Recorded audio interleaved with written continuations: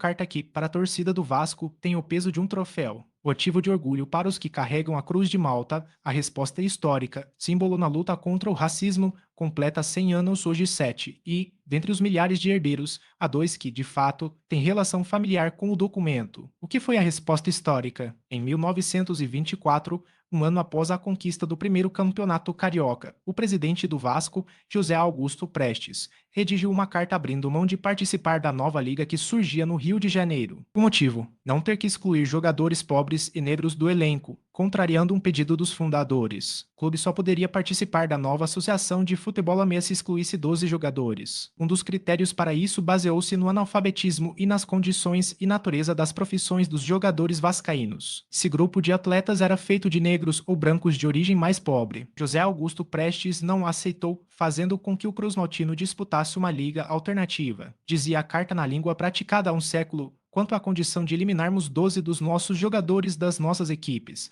resolveu por unanimidade a diretoria do CR. Vasco da Gama não há dever a citar, por não se conformar com o processo por que foi feita a investigação das posições sociais desses nossos consórcios. Investigação levada a um tribunal onde não tiveram nem representação nem defesa, diz uma parte do documento do Vasco. São esses 12 jogadores, jovens, quase todos brasileiros, no começo de sua carreira, e o ato público que os pode macular nunca será praticado com a solidariedade dos que dirigem a casa que os acolheu, nem sob o pavilhão que eles com tanta galhardia cobriram de glorias. Estes termos sentimos ter que comunicar a V. És que desistimos de fazer parte da MA. Queira ver. És aceitar os protestos da maior consideração e estima de quem tem a honra de subscrever. Termina a carta. Ligação familiar. O L conversou com os irmãos Ana Luísa e Gabriel. Eles são trinetos de José Augusto Prestes, presidente do Vasco em 1924 e autor, de próprio punho, do ofício em que o clube se nega a excluir jogadores negros e operários a pedido da associação da época. Para a classe à qual pertencia, ele estava quebrando barreiras ao redigir a resposta histórica. Foi um ponto de partida para muitas coisas que aconteceram no futebol brasileiro. Ana Luísa Soares, família dou itens raros ao Vasco. Histórias sobre José Augusto Prestes fizeram parte do dia a dia de Ana Luísa e Gabriel desde cedo. José Luiz Macedo Soares, pai deles, se mostrava orgulhoso dos feitos do bisavô e tentava passar esse legado à frente. Meu pai admirava muito Prestes, sempre contava as histórias. Tinha um quadro dele em casa e sempre contou como foi importante para o Vasco. Isso fortaleceu a nossa conexão com o nosso trivô e com o Vasco. Ana Luísa Soares José Luiz foi um dos responsáveis por colocar o Vasco e a família em conexão de novo. Ele faleceu em abril de 2022 e foi enterrado no jazigo do bisavô. Em julho do ano passado, Ana Luísa e Gabriel doaram ao Vasco um busto e um quadro de Prestes, peças que faziam parte do acervo pessoal do pai. Chegamos à conclusão que o melhor era essas peças estarem no Vasco, para que novas gerações possam conhecer e saber da importância dele. Achamos que o Vasco era o lugar ideal para os torcedores e futuros torcedores possam visitar e saber um pouco da história do clube. Gabriel Soares, quem foi José Augusto Prestes, nascido em Portugal.